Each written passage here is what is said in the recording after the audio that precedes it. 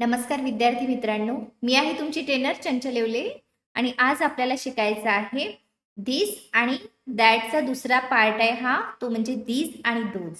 हा टॉपिक आपल्याला आज शिकायचा आहे, हा टॉपिक कव्हर करायचा आहे. जर तुम्ही धीस दॅटचा व्हिडिओ पाहिला नसेल तर तो सुद्धा तुम्ही या चॅनलवरती जाऊन पाहून घेऊ शकता. बघा, धीस आणि दोज मध्ये फरक काय आहे? तर पहिले फरक लक्षात घेऊया आपण.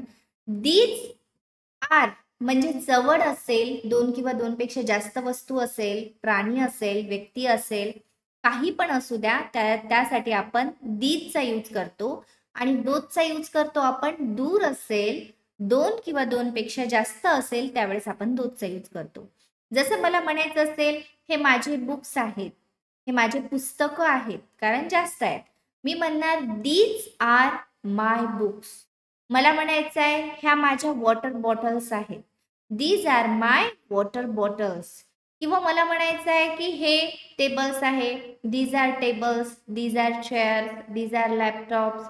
तुम्ही अशा प्रकारे कितीही सेंटेन्स बनवू शकता. जर जवळ असेल, जास्त असेल त्यासाठी दीज घेणार आपण, मात्र दूर असेल तर जसं मला म्हणायचं आहे की त्या माझ्या बहिणी आहेत, मग कसं म्हणणार मी?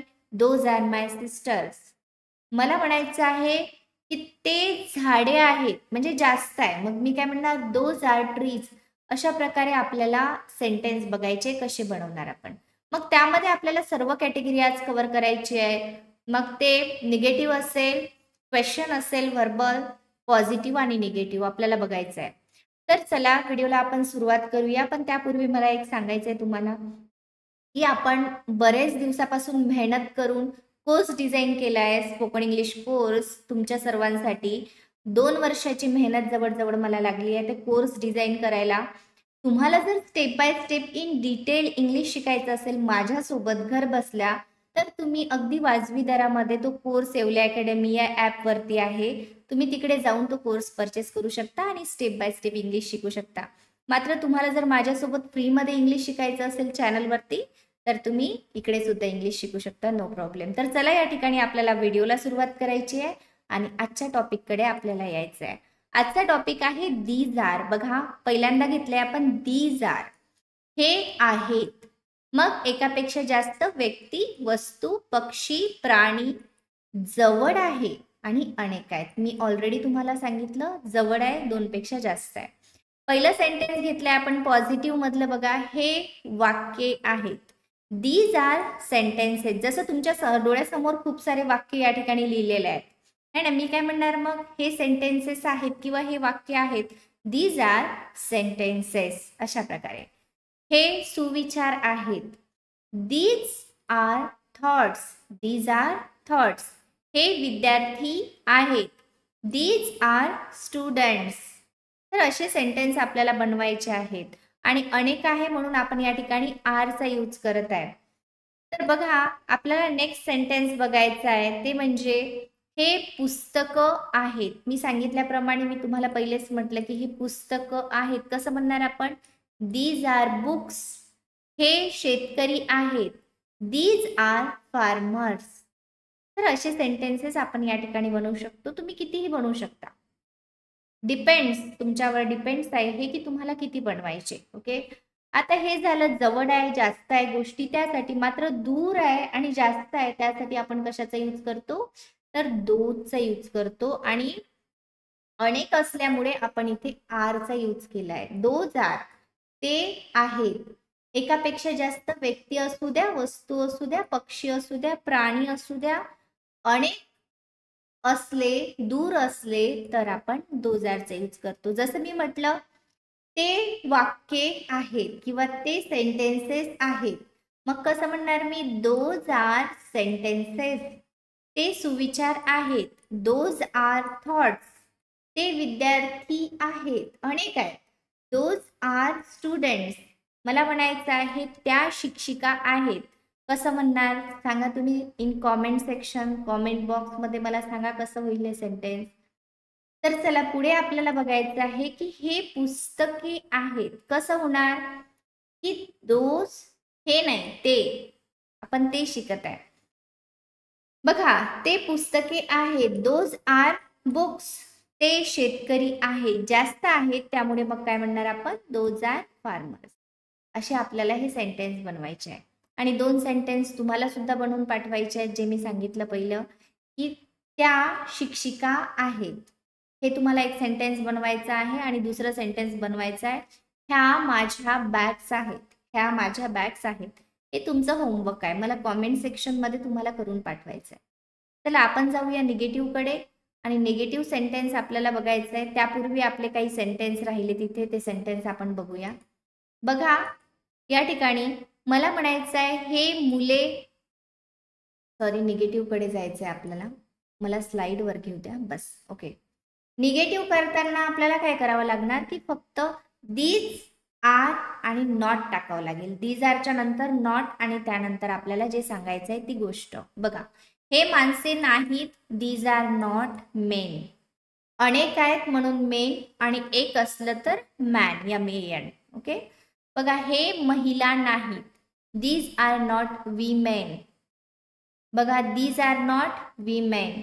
हे मुले नाहीत, दीज आर नॉट चिल्ड्रन. हे लोक नाहीत, दीज आर नॉट पीपल.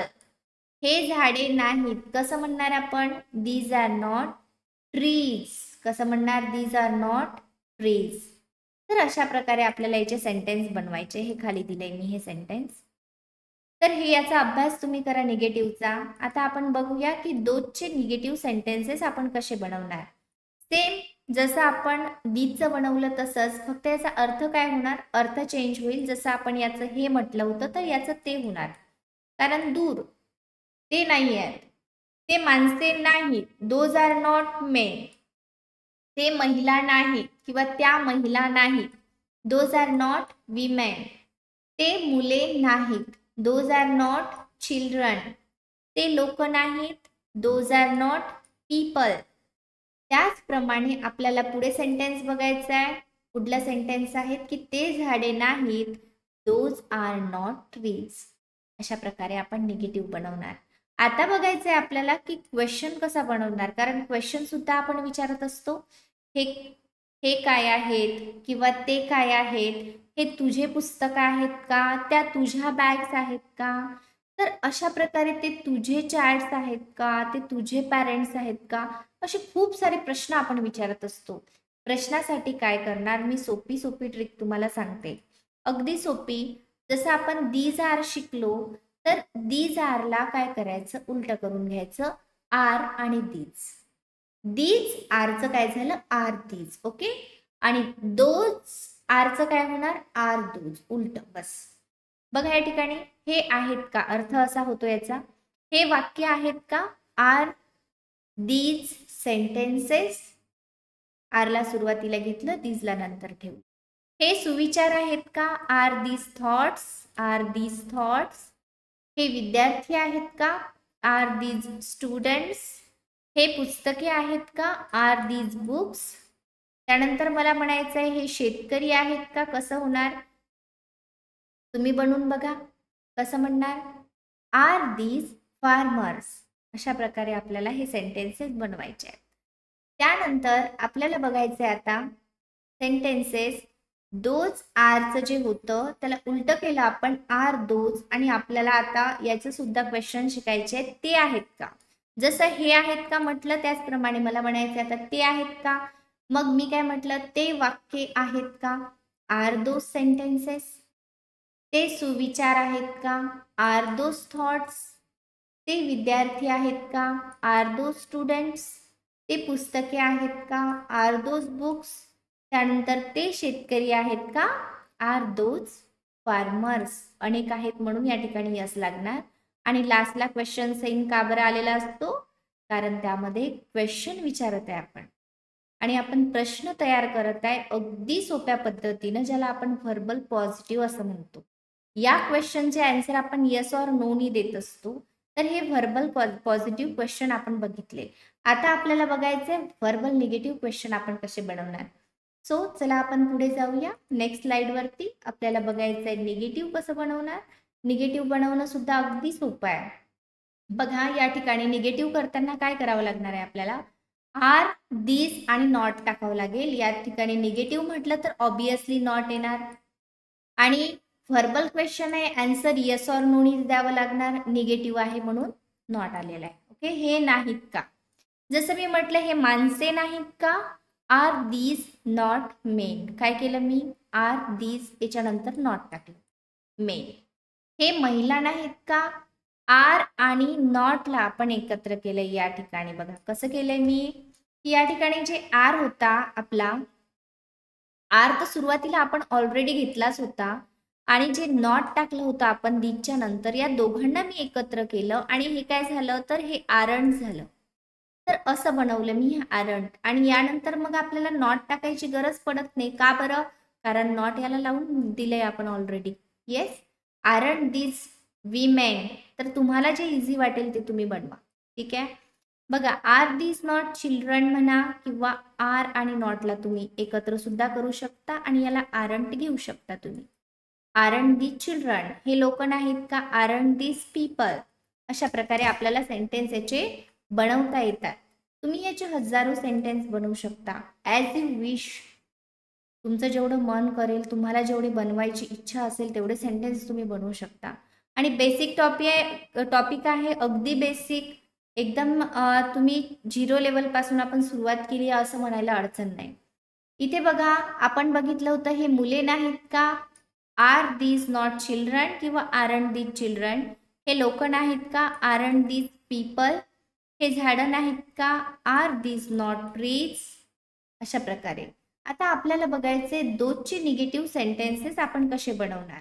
तर बघा दोजचे निगेटिव्ह सेंटेन्स बनवताना ॲज जसं आपण याचं केलं त्याचप्रमाणे कसं कसं केलं बघा आपण, की आर दोज आणि त्यानंतर नॉट टाकलं. जसं मी म्हटलं ते माणसे नाहीत का, आर दोज नॉट मेन. ते महिला नाहीत का किंवा त्या महिला नाहीत का, आरंट दोज विमेन. अशा प्रकारे ते मुले नाहीत का, are those not children. Are those not children म्हणा किंवा आरंट दोज चिल्ड्रन. ते लोक नाहीत का, आरंट दोज पीपल. आणि मला काय म्हणायचं आहे की ते झाडे नाहीत का, मी काय म्हणणार, आर दोज नॉट ट्रीज. और you can say aren't those trees. अशा प्रकारे आर आणि नॉटला एकत्र आरंट दोज ट्रीज. तर असे आपण सेंटेन्सेस बनवू शकतो. तुम्ही कितीही सेंटेन्स बनवू शकता कारण रोजच्या यूज मधले सेंटेन्सेस आहेत हे सर्व रोज आपल्याला यूज करावे लागतात.